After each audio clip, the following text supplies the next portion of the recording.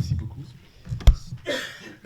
Donc, pour terminer cette séance très respiratoire et pneumologique, je vous remercie de donner l'occasion de présenter ces recommandations européennes de 2019 que Juliana Petkay a déjà évoquées pour la prise en charge du syndrome de détresse respiratoire du prématuré. Ces recommandations sont sur l'ensemble.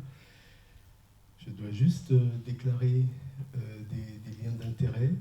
Je suis consultant et souvent conférencier pour Chiesi, qui est le principal producteur de surfactants naturels actuellement utilisés, en tout cas en Europe. Et Chiesi a soutenu la réalisation de ces recommandations, mais uniquement sur un plan organisationnel, pour réunir les gens, pour les permettre qu'ils travaillent ensemble. Et les participants au groupe du travail, aucun d'entre nous n'a reçu d'honoraires pour cela. Donc on a pu travailler tout à fait tu lèves la main droite et tu dis personne. Personne, oui, n'a reçu d'honoraires. Non, je rigole. Je connais ton intégrité. Non, c'est pas une question d'intégrité. Moi, je trouve qu'il n'y a pas de problème avec ça. Il suffit juste de le déclarer. Il n'y a pas de mal à recevoir des honoraires, mais il n'y a pas d'influence, en tout cas, sur le travail. Les gens ont travaillé librement et il n'y avait personne de Chiesi dans la salle pendant les délibérations. Voilà. C'est un travail collectif qui existe depuis 2000. Qui a débuté en 2005 et les premières recommandations sont sorties en 2007, donc il y a des actualisations régulières qui sont donc les dernières ont été publiées en avril dernier et juste dans le groupe, ça c'est le groupe de départ, il y a Henry Halliday et Christian Speer qui ont été parmi les premiers à faire les premières études sur le surfactant. David Sweet, qui est un collaborateur d'Henry Halliday, qui a assuré le plus gros de la rédaction et qu'on remercie vraiment beaucoup. Il y a Ola Zogstad et Max Vento qui ont fait la plupart des travaux sur l'intérêt d'utiliser de l'air ambiant plutôt que de l'oxygène pur en salle de naissance. Et il y a Richard Plavka, qui est tchèque, Gorm Grijsen, Danemark, Virgilio Carnelli d'Italie, Renozek, Turquie, Mikko Hellman, Finlande, et plus récemment se sont adjoints Charles Christophe Reur, qui fait le lien avec la European Society for Pediatric Research, dont il est le président, et Ariane Tepas, qui est aux Pays-Bas, comme Jerry Visser, qui est l'unique obstétricien pour la partie périnatale, qui ont rejoint le groupe un petit peu plus tard. Voilà. Alors, ces recommandations ont été élaborées sur la base d'une méthodologie assez rigoureuse. Elles sont mises à jour donc régulièrement, qui s'appuie sur la méthode GRADE et avec une évaluation du niveau de preuve scientifique, de la force de preuve scientifique derrière les recommandations, et puis une application d'une force de recommandation. On s'est limité à deux forces de recommandation, c'est plus simple, c'est faible ou fort. Et tous ces sujets ont été traités, et vous les trouverez dans le papier. Je ne vais pas avoir le temps de les passer tous en revue, il y a beaucoup de choses. Et puis certains ont été très bien déjà détaillés par Juliana. Alors simplement, peut-être pour insister sur certaines choses importantes, la partie prénatale, donc comme tu l'avais dit, jusqu'à 34 semaines, une cure de corticothérapie anténatale, c'est très important. Mais on a gardé cet élément avec une recommandation faible sur une éventuelle répétition de la cure. C'est un sujet aussi qui est très débattu. Il y a pour une seule seconde cure, si la première cure était du moins après 1 à 2 semaines après la première cure, pas avant, et si la durée de la grossesse, malgré au moment où on discute cette deuxième cure, reste inférieure à 32 semaines. il y a un niveau de preuve dans la littérature, c'est pas non plus extraordinaire. En tout cas, c'est pas une position pour la répétition des cures dont on sait la toxicité de ces corticoïdes sur l'enfant, notamment à long terme. Et le sulfate de magnésium reste recommandé. Alors pour ce qui est de la selle de naissance, il y a toute une série de questions et de domaines qui ont été abordés. Je vais peut-être passer en revue simplement quelques-uns qui ont peut-être bénéficié de davantage d'actualité. Nous avons une recommandation assez forte sur le clampage retardé du cordon ombilical chez l'enfant prématuré, comme d'ailleurs chez l'enfant à terme, dans la mesure où il y a vraiment maintenant une convergence d'études et un niveau de preuve scientifique qui est clair et que c'est pas très compliqué à appliquer, mais ça nécessite quand même une certaine organisation et un changement des habitudes à l'intérieur d'une équipe néonatale, mais aussi dans la collaboration avec les obstétriciens. Cette méta-analyse, en tout cas, montre qu'il y a un effet sur la mortalité. Donc, pas de discussion, il faut le faire. Le retard du cordon, du clampage du cordon de moins 60 secondes, c'est démontré, sauve des vies, il n'y a pas de raison de ne pas l'appliquer. Par contre, l'expression manuelle du cordon ombilical, qui a été proposée en remplacement du clampage retardé, c'est-à-dire une sorte de traite du cordon, n'est pas recommandée. Certaines études ont montré qu'il pouvait y avoir des effets indésirables et qu'elle pourrait avoir des inconvénients sévères. Deuxième point, la traditionnelle question oxygène versus air ambiant pour la réanimation du prématuré. On est dans le RDS, donc du prématuré. Pour autant, c'est parfaitement clair pour le nouveau-né à terme, c'est air ambiant. On débute la réanimation avec de l'air ambiant. Autant chez le prématuré, c'est pas aussi bien démontré et c'est aussi assez controversé à l'intérieur du groupe. Donc on n'a pas une recommandation très claire. Les études ne permettent pas vraiment de trancher et la position, vous le verrez, est que donc à part le clampage retardé du cordon qui est une première recommandation assez forte, c'est toujours la proposition de commencer chez le prématuré avec 30% pour la stabilisation initiale. On parle plutôt de stabilisation que de réanimation chez le prématuré. Ils n'ont pas souvent besoin d'être vraiment réanimés, mais juste d'être stabilisés chez les enfants de moins de 28 semaines. Et puis, quelque part, entre l'air ambiant et 30% entre 28 et 31 semaines et d'ajuster bien sûr avec une mesure de la saturation de l'hémoglobine en oxygène. La recommandation aussi, c'est l'utilisation de la CPAP en salle de naissance, CPAP nasale, mais avec des pressions qui sont tout de même assez fortes, entre 6 et 9 cm d'eau par un masque nasal ou bien la traditionnelle canule, mais on va voir qu'il y a quand même maintenant aujourd'hui des avantages qui ont été démontrés pour le masque, pour le petit masque nasal en termes de tolérance notamment. Vous savez qu'on a longtemps aussi discuté de l'inflation, de l'insufflation prolongée du poumon à la naissance, une insufflation prolongée unique en pression positive qui a été proposée notamment ou reprise par les néonatologues italiens. Et finalement, il n'y a pas d'avantage démontré, voire quelques inconvénients avec les dernières études, donc elle est considérée comme à ne pas utiliser, pour l'instant du moins, en l'état actuel des connaissances par le groupe. L'intubation doit être réservée aux enfants qui n'ont pas, bien sûr, répondu à une ventilation au masque, mais elle ne doit pas être systématique. C'est vraiment une approche soft qui est privilégiée. Et bien sûr,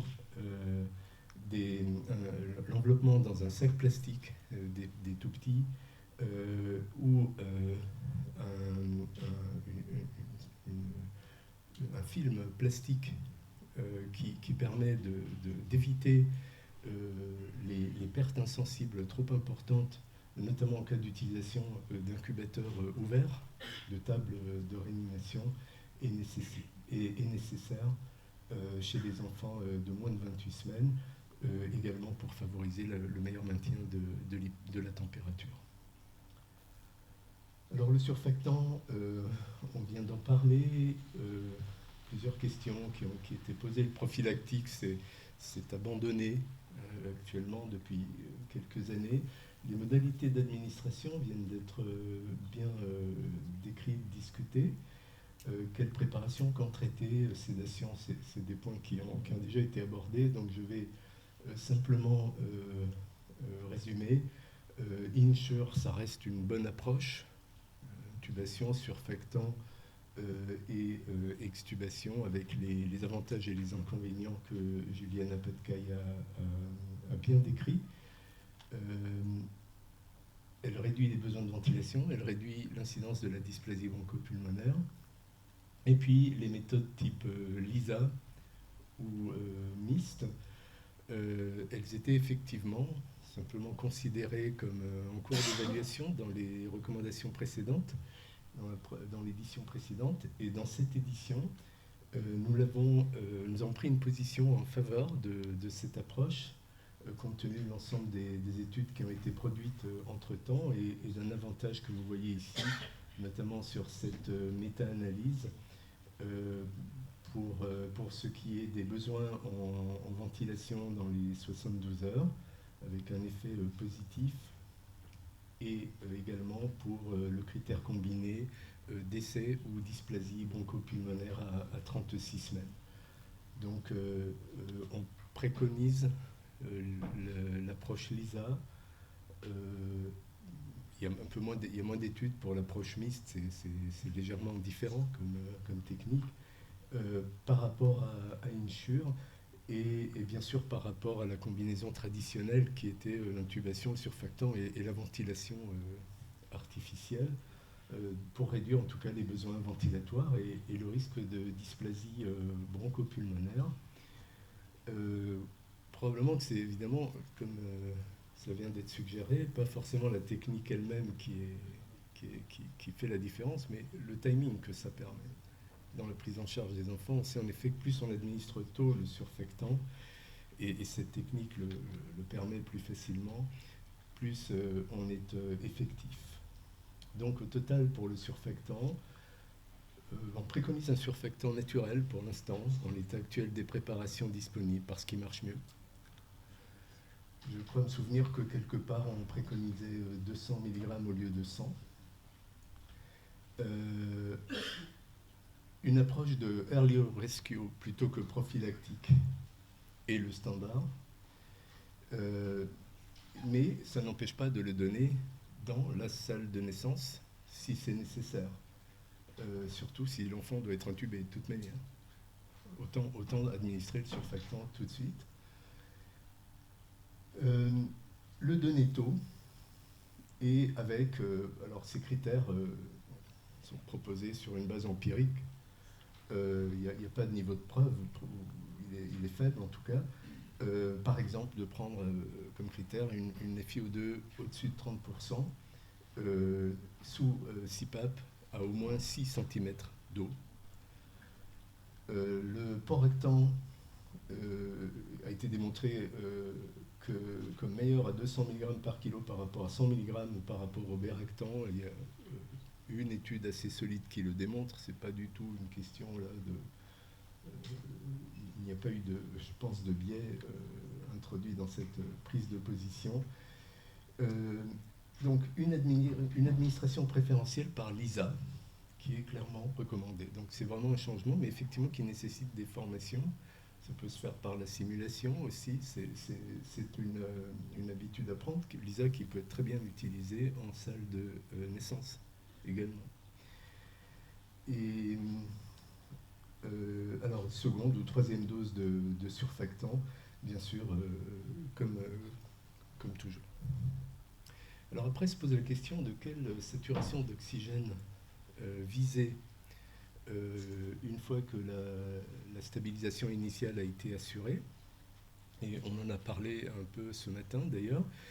La proposition, au vu de ce qui existe dans la littérature et qui est encore assez incomplet, c'est de viser 90-94% de saturation en mettant des alarmes à 89 et à 95%. C'est pas aussi précis que ça.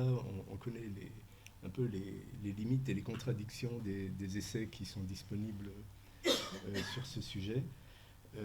Mais en tout cas, en effet, les raisons de risque de mortalité, si on prend des saturations trop basses, et de risque de rétinopathie de la prématurité, si on les prend plus élevés, en sachant que si on fait introduire le critère d'une rétinopathie traitée efficacement par laser, ça déplace un petit peu le problème. Alors ça dépend des possibilités de la fréquence de la rétinopathie dans chaque site aussi, et des possibilités de traitement pour placer ces seuils de saturation. Le support respiratoire non invasif, que ce soit de la CPAP avec différentes techniques, de la ventilation nasale intermittente en pression positive, des canules à haut débit et d'autres techniques encore, quelques éléments assez clairs. Alors pour prévenir l'échec d'extubation, lorsqu'on veut sevrer un patient d'un support ventilatoire endotrachéal, effectivement, la ventilation nasale intermittente en pression positive marque une supériorité par rapport à la CPAP. Donc pour ceux qui ont l'habitude de la pratiquer, il y a un petit plus à utiliser cette technique, du moins d'après les études disponibles qu'on a. C'est pas parce qu'il y a un ou deux essais randomisés quand même sur quelque chose qu'il faut tout de suite tout changer. On sait bien les limites. Il faut toujours évaluer ça après dans la vraie vie sur des grands nombres et des contextes très différents. Mais il semble qu'il y ait un bénéfice. Je ne suis pas sûr que ça justifie quelqu'un qui est parfaitement bien habitué, qui a des équipes parfaitement bien, qui manient la CPAP avec beaucoup de sécurité et qu'il faille tout de suite faire le changement. Mais en tout cas, il y a un petit avantage dans les études disponibles. Donc voilà. Et pour la dysplasie bronchopulmonaire, l'outcome de dysplasie bronchopulmonaire, il y a là aussi un avantage si la ventilation est synchronisée par voie nasale en pression positive intermittente. Pardon, là il y a un H de trop. Alors c'est même deux. C'est les canules nasales à haut débit qui peuvent faire une sorte d'équivalent, enfin remplacer l'approche par CPAP. Pareil, pour prévenir l'échec d'extubation, en réalité, l'effet est à peu près comparable à celui de la CPAP. Donc, ça n'est pas le cas pour la prise en charge initiale des patients à la naissance, mais par contre, pour le sevrage, c'est assez proche de la CPAP, donc elles peuvent être employées chez les enfants, en tout cas de plus de 28 semaines, de façon équivalente. Après, enfin, il y a une étude qui a comparé le masque nasal ou la canule pour la CPAP nasale et qui a montré une très légère supériorité sur une partie de l'étude pour le masque nasal, supériorité qui s'est révélée également sur un autre critère qui est celui des lésions nasales qu'on connaît bien qui survenaient avec les canules à une époque et qui sont moins fréquentes avec le masque nasal. Donc il y a un encouragement à utiliser le masque nasal plutôt. Donc au total, pour le support respiratoire non invasif, c'est la CPAP qui est la première ligne de traitement, et dès la salle de naissance, on l'a vu tout à l'heure, pour tous les enfants à risque de RDS, à partir du moment où ils ne nécessitent bien sûr pas une intubation trachéale. Le système qui produit la CPAP, pour l'instant, il n'y a pas de grosse évidence pour un avantage de l'un ou de l'autre, mais l'interface devrait être des canules binasales ou un masque, avec une pression tout de même qui est, comme je l'avais dit pour la salle de naissance, assez élevée, entre 6 et 9 cm d'eau. Je crois que l'étude que je viens de vous citer, nous ne l'avions pas encore prise en compte dans ces recommandations. Donc, c'est juste pour mémoire.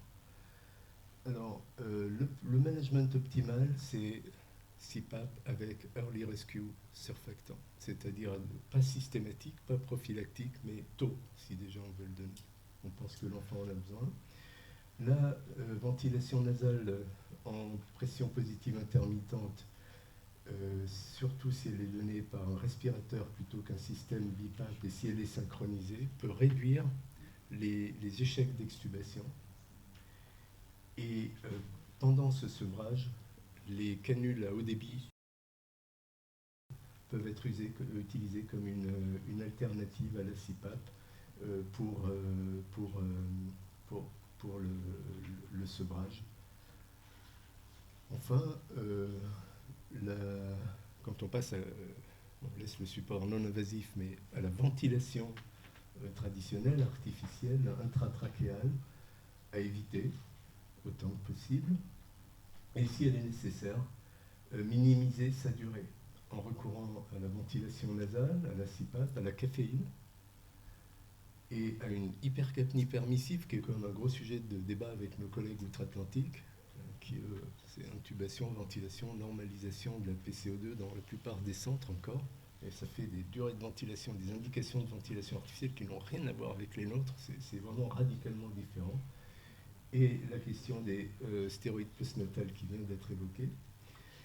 Donc, pour la ventilation artificielle, privilégier la ventilation avec un volume targeted, c'est plutôt que la limitation de la pression du respirateur, un contrôle du volume courant. Et parce qu'elle réduit la durée de la ventilation artificielle et le risque de dysplasie bronchopulmonaire. Et en synthèse, donc après la stabilisation initiale en salle de naissance, la ventilation mécanique ne devrait être utilisée que chez les enfants qui ont un syndrome de détresse respiratoire lorsque toutes les autres approches ont échoué. Et la durée doit être la plus faible possible. Le choix du mode de ventilation est ouvert, mais si c'est une ventilation conventionnelle par opposition aux oscillations à haute fréquence, je n'ai pas cité, mais il n'y a pas de différence très nette pour utiliser d'emblée l'HFO ou la ventilation mécanique. Certains centres utilisent encore d'emblée l'HFO, mais c'est une minorité. Il n'y a pas vraiment un avantage évident. Mais quel que soit le mode, en tout cas si on prend un mode de ventilation conventionnel, le volume contrôlé est la modalité préférable. Pour le sevrage, il est tout à fait indiqué de laisser une hypercapnie permissive, à condition que le pH reste au-dessus de 7,22. La caféine est recommandée pour faciliter le sevrage. Elle peut être considérée aussi chez les enfants qui sont à haut risque de devoir être intubés pour essayer de les maintenir sous support non invasif. Nous avons gardé la recommandation, pas forte, faible, pour ce qu'on vient de discuter, de la dexaméthasone, juste pour faciliter l'extubation d'un enfant, dans certains cas, pendant 3 jours, et puis arrêt. Le budesonide inhalé peut être considéré, il y a un gros débat là-dessus aussi, simplement considéré, il n'est pas recommandé. Et puis pour la sédation, il est très difficile de faire des recommandations, donc ce sont pratiquement que des généralités que nous avons mises ici, mais en précisant que pour l'instant, il n'y a pas la preuve suffisante pour dire qu'il faut vraiment que tous les enfants ventilés, en tout cas, soient endormis par un moyen ou par un autre en permanence, comme c'est employé chez des enfants plus âgés. Voilà, pour terminer, cette étude qui est parue récemment montre un peu dans différents pays, allant de l'Australie et de la Nouvelle-Zélande, le Canada, la Finlande, les États-Unis, Israël, Japon, Suède, Suisse et la Toscane en Italie, chacun a une colonne. Ici, les différents modes de prise en charge des troubles respiratoires des extrêmes prématurés. En bleu, c'est la ventilation mécanique traditionnelle. En orange foncé, c'est Insure. En rouge sombre, c'est Lisa ou Mist. Alors la CPAP, la couleur est presque la même, c'est un peu plus clair, hein, elle est plutôt là en bas. Et d'autres méthodes. Et puis pour les 23, 24, 25, 26 et 27, 28 semaines, et ceci nous montre juste l'hétérogénéité qui existe entre les différents centres, même si on a l'impression que certaines tendances se voient très bien, bien sûr. On voit que la ventilation mécanique est présente dans les 23-24 et diminue après quand l'âge gestationnel augmente, et que l'ISA et MIST également est appliqué déjà dans ces âges gestationnels-là. Voilà, c'est ce que je pouvais vous dire en peu de temps. Merci de votre attention. Tout ceci, finalement, a une philosophie qui est assez générale, je pense, aujourd'hui, qui est une approche soft, la moins agressive possible vis-à-vis des enfants prématurés, en privilégiant les stéroïdes anténatales, le clampage retardé du cordon, qui fait beaucoup, les approches de support, les supports respiratoires non invasifs, l'administration précoce de surfactants, notamment avec ces techniques qui sont un peu moins invasives, et la caféine, une nutrition optimale, très tôt, dès les premiers jours, comme j'ai pu l'évoquer ce matin, et une approche individualisée, qui ne soit pas que systématique pour tous pareil, centrée sur le développement de l'enfant et la famille. Merci de votre attention.